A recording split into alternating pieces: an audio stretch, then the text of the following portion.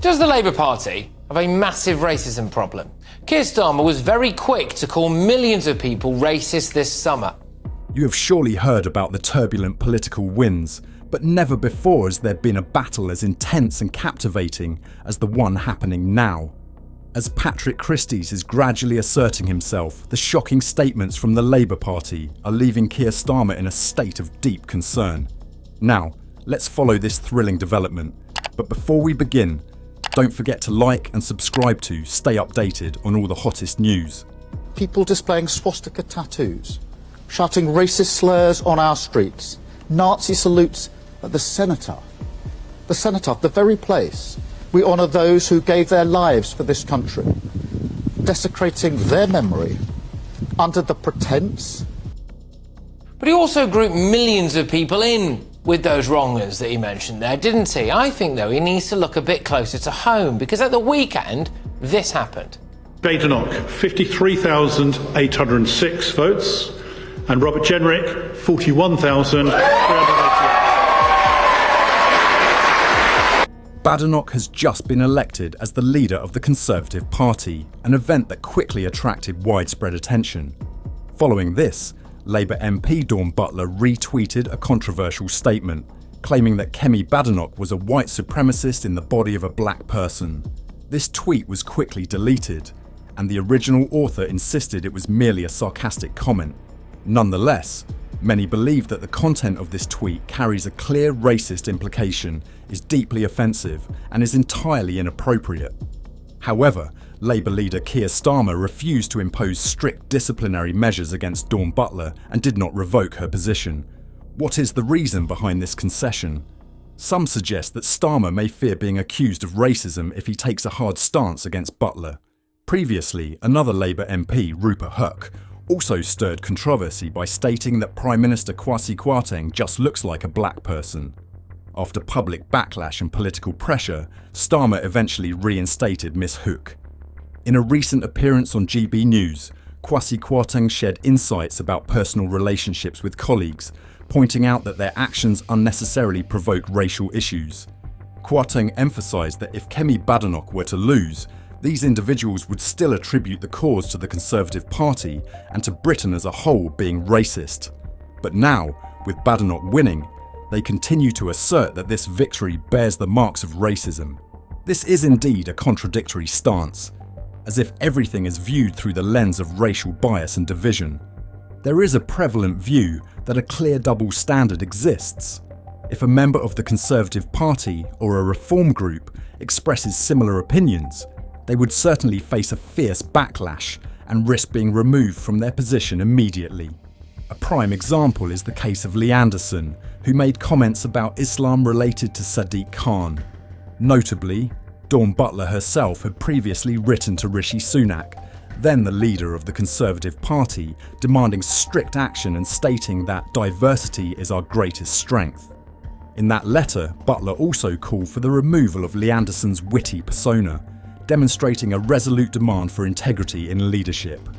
Another Conservative MP, Andrew Bowie, also emphasised that Butler's racist tweet should have been deleted and should not be present on the media channels of politicians. Bowie argued that if a Conservative Party member did something similar, they would undoubtedly face severe consequences from their colleagues. Therefore, Keir Starmer needs to demonstrate a strong stance and impose strict measures against this behaviour. Such inflammatory and racist language has no place in the modern political environment of this country.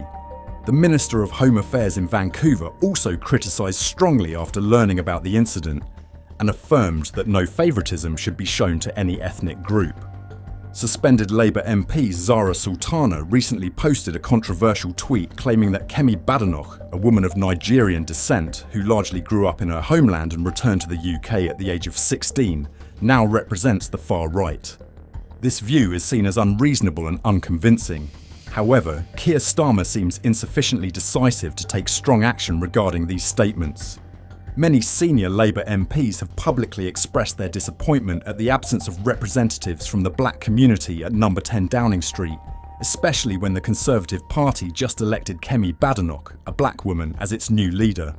Starmer's silence on the issue indicates a gap in addressing behaviours that could be considered racist within the Labour Party itself. As Starmer avoids scrutiny and seemingly turns a blind eye to racist behaviour among his subordinates, Labour sources indicate that within the WhatsApp group dedicated to the party's MPs of colour, many messages express anger and disappointment. Some members believe that the Labour Party has yet to genuinely strive to represent black, Asian and other minority ethnic groups in senior government leadership positions. A senior Labour member has described this as a serious embarrassment and a blind spot for number 10 Downing Street, as there are no senior black staff members working in the Labour government centre. Meanwhile, the Conservative Party has chosen a black woman as its leader, highlighting the disparity in ethnic representation between the two parties. This source also pointed out that, although there are some staff members of colour in key positions at Downing Street, such as Deputy Chief of Staff Vidya Alakison and Policy Advisor Rav Athwal, it is very difficult to find any senior advisors who are black in Starmer's team. This highlights the unfortunate reality that the Labour Party seems to have no intention of choosing a female leader or a black leader in the near future, which is almost unimaginable at this time. There is currently disappointment over the lack of a dedicated race relations advisor at number 10 Downing Street, a position that was present in several Conservative administrations. Additionally, there are opinions suggesting that the Labour Party should appoint a BAME MP to lead the response following Badenoch's election as leader, rather than allowing party chair Ellie Reeves to take on this role in the media. According to data from the research organisation British Future, as of July 2024, the total number of MPs from minority ethnic groups has increased to 89 in Parliament, with the Labour Party accounting for a record number. However, David Lammy, the Foreign Secretary, remains the only member of the black community holding a position in Starmer's cabinet. For the first time in 14 years, the Labour cabinet only has 2 Asian ministers, Shabana Mahmood, one of the pioneering Muslim female MPs in the UK, and Lisa Nandy, the Culture Secretary. Some Labour MPs hope that black women such as Chion Wura and Florence Eshalomi will be given the opportunity to take on ministerial roles. They also expressed concern that no Asian MPs have retained their positions after resigning due to tensions related to the Gaza issue. Number 10 Downing Street has been asked to comment. There are reports that there are still advisors responsible for community relations, and the party chair is always the one selected to appear in broadcast to present the party's political stance ahead of the new leadership event.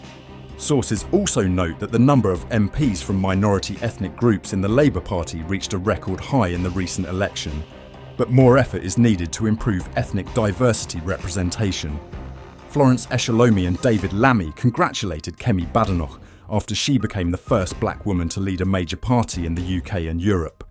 However, Labour MP Dawn Butler is currently facing calls from some Conservative members to have her rights revoked after she shared, then deleted, a social media post accusing Badenoch of representing white supremacy in the body of a black person. The Labour Party confirmed that this controversial post has been removed from social media. Former Conservative MP and the UK's first black Prime Minister, Kwasi Kwarteng, reacted strongly on GB News, suggesting that Dawn Butler should be stripped of her rights after this behaviour. He remarked, "She has a precedent for this. While I personally always get along with her, inciting racial issues is completely unreasonable. One can imagine that if Kemi loses, she would say the same thing." He continued, "If Kemi loses, she will say it's because the Conservative Party and the whole of Britain are racist. Now that Kemi has won, she asserts that this is a manifestation of racism. That is an incredibly unreasonable stance. Such words really need to be controlled. What do people think about the issues we have discussed in today's video? Please leave your thoughts in the comments below. Don't forget to like and subscribe to the channel to stay updated on the latest political developments in the UK. Thank you all, and see you in the next videos.